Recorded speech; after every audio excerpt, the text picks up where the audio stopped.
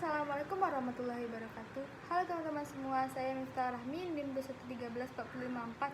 Nah, di video kali ini saya akan menerangkan tentang strategi komunikasi dan langkah-langkah komunikasi. Simak video saya sampai akhir ya. Nah, strategi komunikasi merupakan paduan dan perencanaan komunikasi dan manajemen komunikasi untuk mencapai satu tujuan. Untuk mencapai tujuan tersebut, strategi komunikasi harus dapat menunjukkan bagaimana orang bersosialisasi secara taktis harus dilakukan, dalam arti kata bahwa pendekatan bisa berbeda sewaktu-waktu bergantungnya dari strategi dan situasi atau kondisi. Nah, sekarang saya masuk kepada materi tentang teknik strategi komunikasi. Teknik strategi komunikasi terdiri dari 5 macam. Yang pertama, redundansi adalah cara mempengaruhi khalayak dengan cara mengulang-ulang pesan kepada khalayak. Yang kedua, canalizing. Canalizing adalah memahami dan meneliti pengaruh kelompok terhadap individu atau khalayak.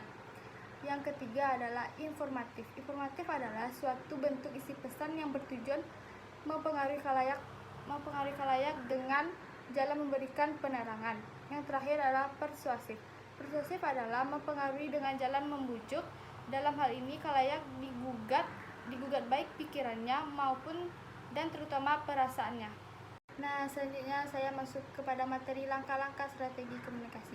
Langkah-langkah strategi komunikasi terdiri dari 3. Yang pertama adalah mengenai khalayak. Untuk mencapai hasil yang positif dalam proses komunikasi, maka komunikator harus menciptakan persamaan kepentingan dengan khalayak, terutama dalam pesan, metode, dan media. Yang kedua, mengutamakan tujuan.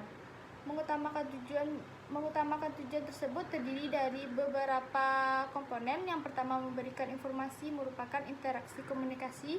Masyarakat cenderung merasa lebih baik diberi informasi yang telah diperlakukannya. Yang kedua, menolong orang lain. Memberikan nasihat kepada orang lain merupakan suatu tujuan atau mencapai tujuan hal tersebut. Selanjutnya, menyusun pesan. Menyusun pesan terdiri dari beberapa syarat. Yang pertama, pesan harus dirancang dan disampaikan sedemikian rupa sehingga dapat menarik perhatian seseorang. Yang kedua, pesan harus menggunakan tanda-tanda yang tertuju kepada pengalaman yang sama antara sumber dan sasaran sehingga sama-sama dapat dimengerti. Yang ketiga, pesan harus membangkitkan kebutuhan pribadi pihak sasaran dan menyarankan beberapa cara untuk memperoleh kebutuhan tersebut. Yang terakhir, menetapkan metode dan memilih media yang digunakan. Metode komunikasi akan turut mempengaruhi penyampaian pesan oleh komunikator kepada komunikan. Baiklah, hanya itu materi yang dapat saya kutip tentang langkah-langkah dan strategi dalam berkomunikasi. Semoga teman-teman mengerti dan paham tentang materi yang telah saya sampaikan tadi. Saya akhiri dengan Assalamualaikum warahmatullahi wabarakatuh. Dadah teman-teman.